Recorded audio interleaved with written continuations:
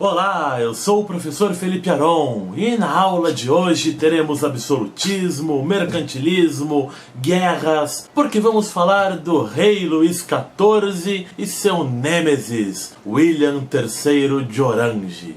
Tudo isso em 5 atos. Antes de começar, você já sabe o que eu vou dizer. Se inscreve no meu canal e deixe aquele like. Então vamos lá. O ato número 1. Luís XIV e o absolutismo. O rei Luís XIV da França é conhecido pelaquela frase: o Estado sou eu, por ser o Rei Sol e por ser o grande símbolo do absolutismo na Europa. Porém, este sistema já estava sendo montado antes mesmo dele nascer, pelo cardeal Richelieu e após sua morte, pelo seu discípulo, o cardeal italiano Mazarin. Eles conseguiram fazer reformas administrativas em que centralizaram o poder na figura real em detrimento dos nobres, e também aumentaram os impostos para fortalecer o exército. Essas medidas aí deixaram os nobres, os comerciantes em geral, muito insatisfeitos. E eles fizeram uma série de revoltas que ficaram conhecidas como a Fronda, que acabou sendo derrotada, abrindo caminho para o estabelecimento definitivo aí do absolutismo. Luís XIV, apesar de ter sido coroado em 1651, só começou a reinar após a morte do cardeal Mazarin 10 anos depois. Ele escolhe Colbert como seu ministro das finanças. Ele era um mago do mercantilismo, tanto que colbertismo é sinônimo de mercantilismo. É uma forma de economia baseada em exportar mais e importar menos. Nem que para isso eles tenham que trazer pessoas do estrangeiro para copiar os produtos dos outros países e não precisar importar nada. Acumular riqueza, cobrando impostos em cima do comércio, para fortalecer o exército, que por sua vez vai abrir caminho à força atrás de novos mercados para exportar mais. É lógico que uma economia baseada nisso só podia estar sempre metida em guerras, não é mesmo? Bom, isso daí nos leva até o ato número 2. A Guerra Franco-Holandesa. Se você assistiu o meu vídeo da União Ibérica e Brasil holandês, vai notar que a Holanda e a Espanha eram arquirrivais. Durante a Guerra dos 30 anos, eles se combatem duramente, porém, conforme chega 1648, fim da guerra, a Holanda percebe que a França e a Espanha continuam brigando. E a Espanha tinha uns territórios ali onde hoje é a Bélgica. E é lá que a guerra prossegue principalmente. A Holanda começa a ficar preocupada, porque ela vê a Inglaterra e a França se unindo para espancar, para destruir a Espanha ali no território belga. E aí a Holanda muda de ideia. Ela começa a ficar, na verdade, em vez de preocupada com a Espanha, ela começa a ver a França como a verdadeira ameaça. O resultado dessa guerra entre França e Espanha é a vitória francesa, que domina ali partes da Bélgica e quer tomar posse do seu território. Porém, a Holanda considera que aquela área também é dela. Então a França vai fazer valer a sua vitória e envia suas tropas para a região. A Holanda percebe que a briga agora vai ser com ela e chama seus antigos aliados da Guerra dos 30 anos, a Inglaterra e a Suécia. Só que a França, dentro da política mercantilista, ela tá ficando bem rica e ela, com cheio dos mensalão lá, das propinas, consegue comprar a Inglaterra e a Suécia, e a Holanda se vê sozinha, isolada. Em 1672 começa de fato a guerra e a França, com um exército muito poderoso, vai avançando pelo Estreito de Liege. Então a Holanda é obrigada a tomar uma atitude muito drástica. Eles resolvem abrir a linha d'água, inundando o seu próprio país. Isso com certeza parou o avanço das tropas francesas e deu espaço para que a Holanda reagisse. Nesse mesmo ano, era nomeado como Stadtholder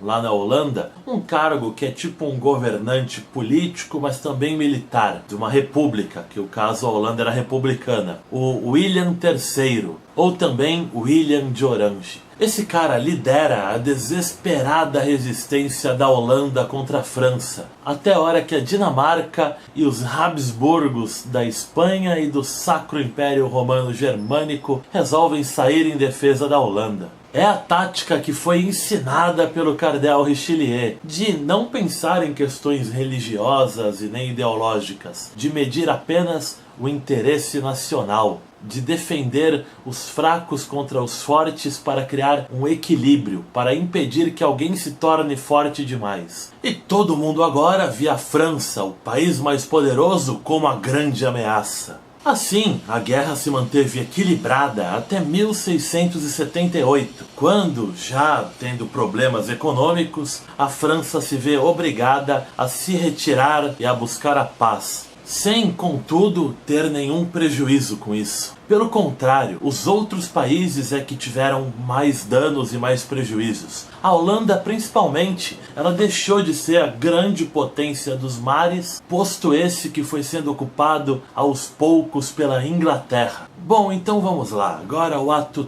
3. Consequências da Revolução Gloriosa. Como vocês puderam ver no meu vídeo da Revolução Gloriosa, há uma reviravolta lá na Inglaterra, e Luís XIV veria o seu nêmesis em 1688 chegar ao trono inglês. E isso foi para o rei francês um motivo de grande preocupação. Só que William tinha um ponto muito fraco. A sua legitimidade ao trono vinha de sua esposa, Mary, que era filha do rei que foi deposto, o James II, que foi forçado a renunciar. Óbvio, William não podia matar o James, nem eliminá-lo, nem nada disso. Como ele renunciou, abdicou do trono, William teve de deixá-lo partir em paz. E ele foi lá para a França, o que era tudo o que o Luís XIV queria. Assim ele podia incitar o caos e a discórdia dentro do reinado de William III. E o ato 3 é só isso mesmo. Vamos direto para o ato 4, o mais interessante, a Guerra dos 9 Anos. Está vendo essa ilha? Ela é chamada de Irlanda. Nela, a maior parte da população é católica. E com a reforma protestante, ela se tornou uma constante dor de cabeça para os governantes ingleses, e estavam muito insatisfeitos com os rumos da Revolução Gloriosa. Afinal, eles foram muito perseguidos durante a República de Cromwell e também viram o parlamento inglês praticamente depor um rei católico como James II e colocar o holandês protestante William III em seu lugar. Além de terem visto a criação de leis de tolerância entre protestantes que excluíam os católicos. Sabendo de tudo isso, o Luís XIV foi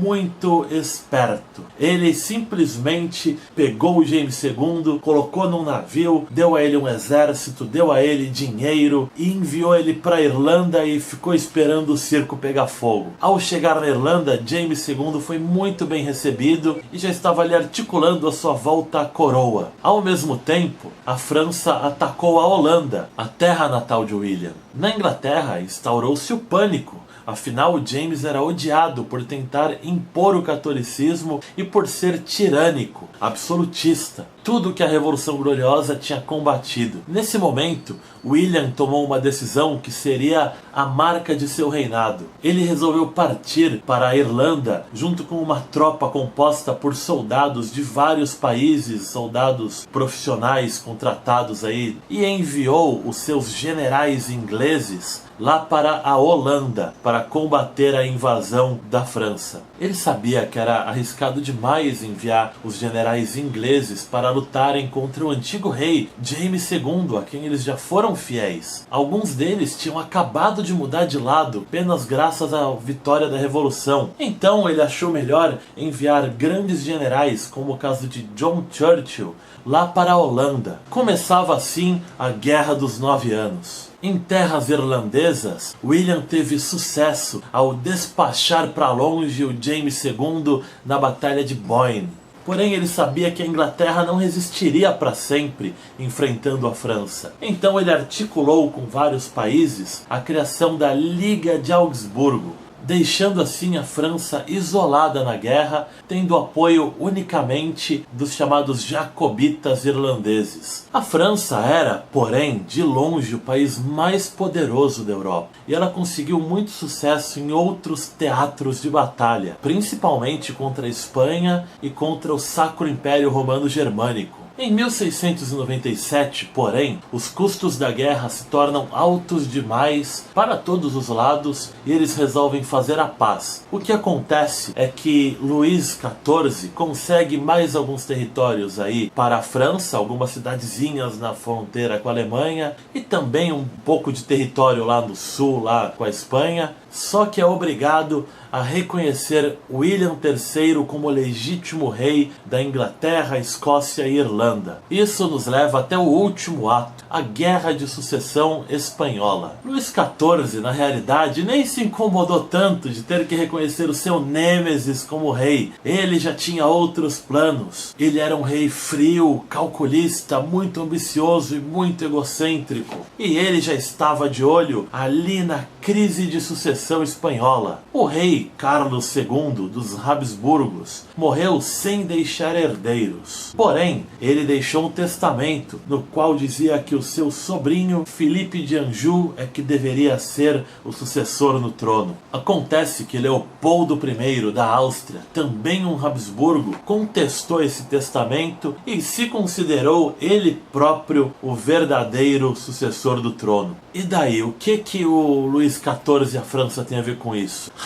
Acontece que o Filipe de Anjou era neto do Luís XIV. Então ele tinha todo o interesse em apoiar o seu neto como rei da Espanha, porque ele via a possibilidade de criar um grande império englobando França, a Espanha e todos os territórios coloniais e ultramarinos espanhóis e franceses. Além de territórios na Itália, territórios, enfim. Tudo isso teria sido fácil se não fosse a existência de uma pessoa, William III novamente. O rei da Inglaterra pensou que seria muito poder nas mãos de um só rei e que logo esse grande império conseguiria dominar facilmente a Inglaterra, que seria comparável a uma mera pílula, enquanto que a Europa inteira na mão dos Bourbons seria como se fosse um Pac-Man ali, ó.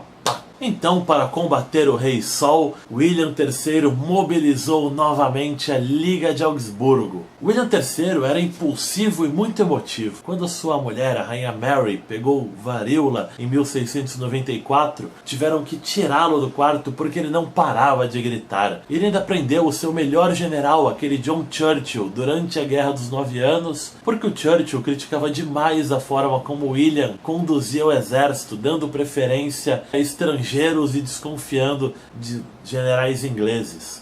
Tudo isso para logo em seguida, na Guerra de Sucessão Espanhola, soltar o John Churchill e reabilitá-lo como líder do exército. Bom, voltando aqui à guerra, Luís XIV já percebia que os seus planos parecia que seriam frustrados novamente. Só que em 1702, William III acaba morrendo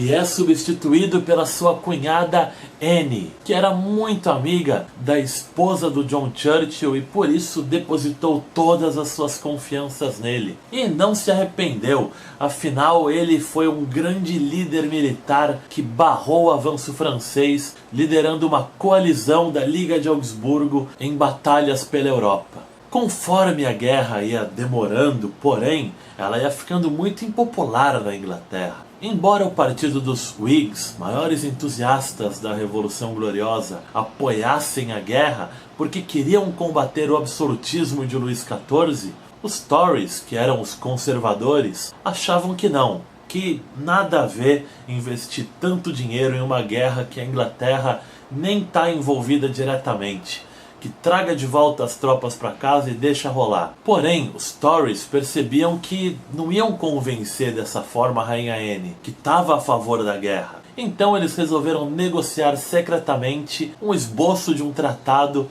com o rei Luís XIV, que também já estava de saco cheio dessa guerra. Então, por esse tratado, a Inglaterra reconhecia o Filipe de Anjou como o rei da Espanha, Filipe V.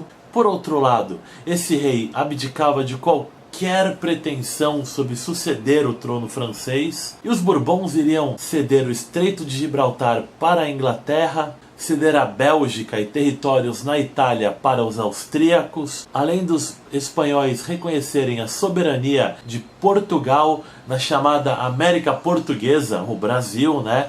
Uma questão que vinha sendo mal resolvida desde o fim da União Ibérica. Então os Tories apresentaram esse tratado para a Rainha Anne, que gostou muito da ideia, tratou de manobrar ali o parlamento para os Tories serem maioria, e assim o Tratado de Utrecht foi aprovado. Os outros países que estavam na guerra acabaram esfriando, né? Acabaram miando aí com a saída da França e da Inglaterra e assinaram também esse tratado, e aí todos ficaram felizes. Nesse mesmo ano, a Rainha Anne da Inglaterra morreu e no ano seguinte morre o rei Luís XIV da França. E o que aconteceu logo depois? Bom, você vai ficar sabendo na próxima videoaula. Então é isso, meus amigos, e falou!